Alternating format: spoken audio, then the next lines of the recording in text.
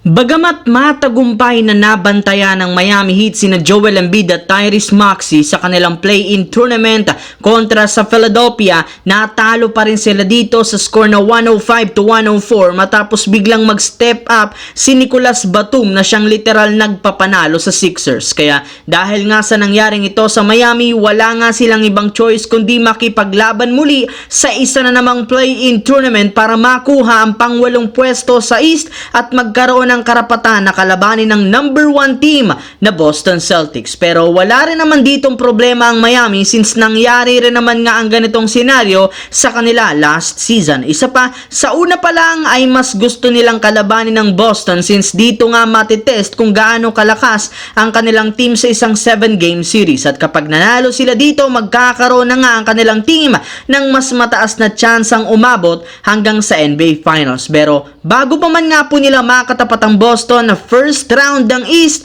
kailangan muna nga po nilang maipanalo ang kanilang pangalawang game sa play-in tournament. Ngunit mukhang hindi nga maganda ngayon ang injury ni Jimmy Butler. Samantala, isang araw ang nakakalipas mula nang malaman ng Denver Nuggets ng Los Angeles Lakers muli ang makakatapat nila sa first round. Sinimula na nga po nila agad ngayong araw ang kanilang team practice. At kasabay nga niya, nagkaroon na rin naman ang pagkakataon ng head coach ng Denver Nuggets na si Mike Malone na magsalita patungkol sa kanilang makakalaban. Ayon nga po sa naging pahayag nito, sinabi nga po niya na alam nga po ninyo na nawalis na nila ang Lakers nang ang West Finals at maging ngayong regular season. Yes, mga idol.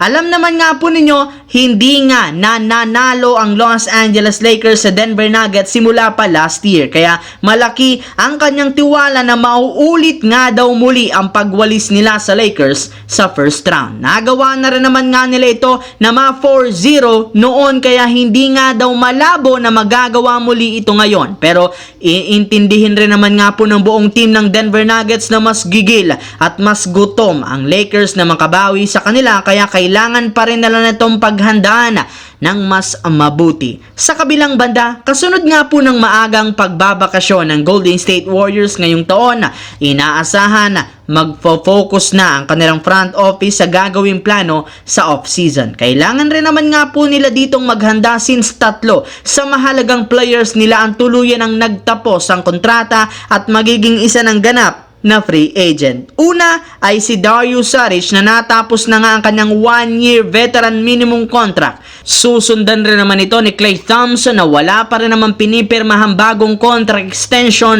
sa kanila kahit tapos na ang kanyang kontrata. Bukod dyan, inaasahan rin naman na itetest ng kampo nito ang free agency market para malaman kung makakakuha siya dito ng mas malaking kontrata na hindi kayang tapatan ng Warriors. Kaya may posibilidad na lumipat na ito ng ibang team simula ngayong summer. Habang ang pangatlong player naman na pinaniniwala ang aalis sa Golden State Warriors ay si Chris Paul, dahil bukod nga sa katotohanan, meron na lamang itong natitirang non-guaranteed contract na aabuti ng $30 million.